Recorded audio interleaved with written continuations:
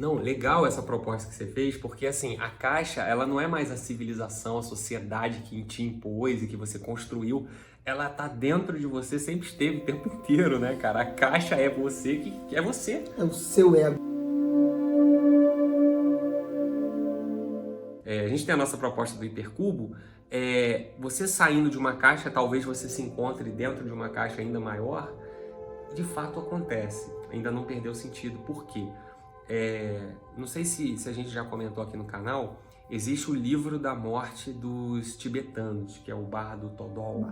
Então ele tem uma percepção de que tudo que vai acontecer depois que você você desconstruir essa realidade, morrer, segue também um ritual, uma sequência de visitas a deuses e a demônios e tudo mais. Só que isso ainda é uma ilusão. Você então sai de uma caixa e cai em outra. outra sucessivamente.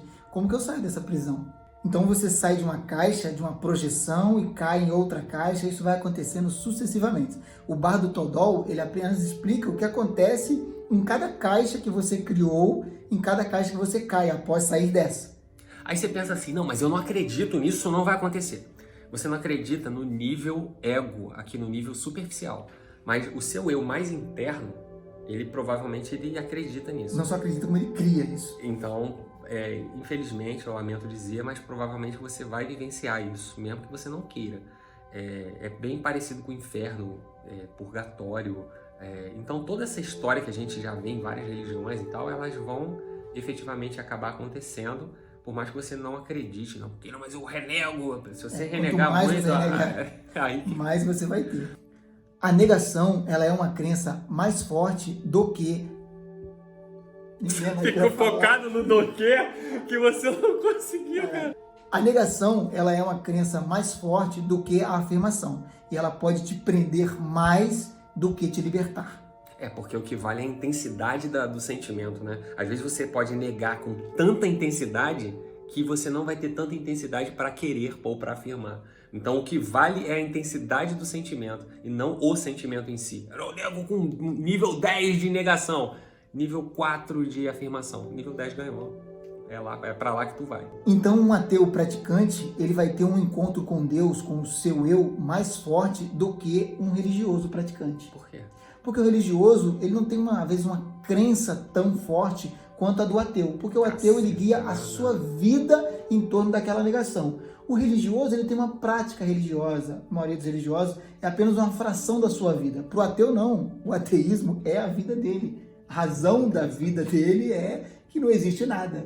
Ele nega Deus, principalmente aquele que se empenha em estudar, em negar, em provar. Ele vai ter um encontro com esse seu eu, com esse seu Deus, com esse seu interior, de maneira sublime, creio eu. Eu não queria criar nenhum, entre aspas, ódio religioso contra os ateus, se é que ateísmo é uma religião, mas assim, eu acho que também deve ter o ateu desencanado, assim, tipo, nada existe, não interessa, é tudo acaso, o Deus joga dados com o universo, essa frase é de Einstein, só que é o contrário. Deus joga dados com o universo, é tudo, enfim, Big Bang, aí daqui a pouco eu vou morrer, aí apaga tudo, acabou. E ao passo que você pode ter também esse camarada que está trabalhando para, entre aspas, se defender da sociedade que o vai acusar de ateu, não, você é maldito, não sei o quê, e o cara tem que se defender, ele fica o tempo todo estudando como que ele vai arquitetar ou esquematizar, né, a defesa dele. O ateu, ele, eu acho que de uma forma geral, a gente conhece alguns, ele é mais desencanado, cara. Então eu acho que ele não fica muito nesse movimento de defesa, de bandeira, acho que o camarada é bem na dele e ele entende que como a sociedade só funciona com o bem, né, com o coração, com a ajuda e tal, então ele acaba sendo bom naturalmente, porque se ele não for bom, se ele for anárquico, aí vai Mad Max, aí ele vai ter uma vida terrível. Então eu acho que o ateu, de uma forma natural, ele acaba sendo bom. E a experiência pós-existência dele, então, se você acredita que seja mais intensa e profunda do que, por exemplo... Não no desencanado, eu falo o ateu praticante, o engajado, né? Acho que essa é a palavra. Ele se engaja com tal intensidade em negar esse Deus que o encontro dele vai ser fatídico com essa realidade. Vai ser uma projeção, como todas as outras, mas a dele pode ser muito intensa, o seu encontro pode ser muito intenso. Então, eu acredito que eu falei isso há muito tempo atrás, que a sua verdade importa. Inclusive temos um vídeo que eu vou deixar no final Sim, desse, é a única que onde importa. a gente vai falar isso. E às vezes se você acreditar numa coisa e tal, você não vai seguir lá pro Bar do Todol. A gente falou de Bar do Todol nesse vídeo, né? Foi, Felipe. Mas será que pessoas que têm diferentes pontos de vista, né, e caminham naquela direção, ou naquela religião, ou seita, ou mesmo fundamentação filosófica e tal, ele vai ter que obrigatoriamente passar em algum momento pelo mesmo caminho para que ele retorne à fonte?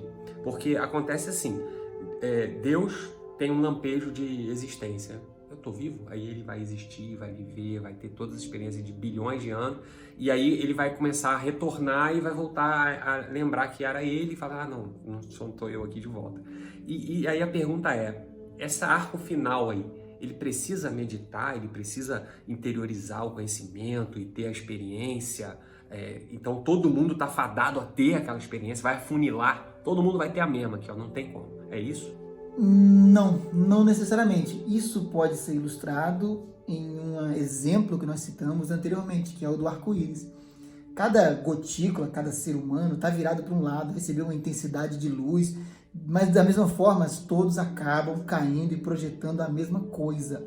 Pode ser que a minha projeção caia na cor amarela, outra na ultravioleta e tal, mas nós estamos inseridos nas mesmas cores. No momento em que nós levantarmos a cabeça e olhar o arco-íris, você vai ver todas as cores e vai reconhecê-las, porque elas estão em você. Então nós acabamos formando uma grande realidade única, porque nós somos um. Não tem como formarmos realidades diferentes. As realidades são uma só. É o lado do elefante que os cegos tocam. 10 cegos em volta de um elefante, é tudo elefante. A nossa vantagem é que nós estamos cegos momentaneamente. Todos nós abriremos o olho um momento e veremos o elefante inteiro, veremos a realidade inteira. Mesmo que aquele que negou e nunca meditou e tal, alguém precisava fazer aquilo, né?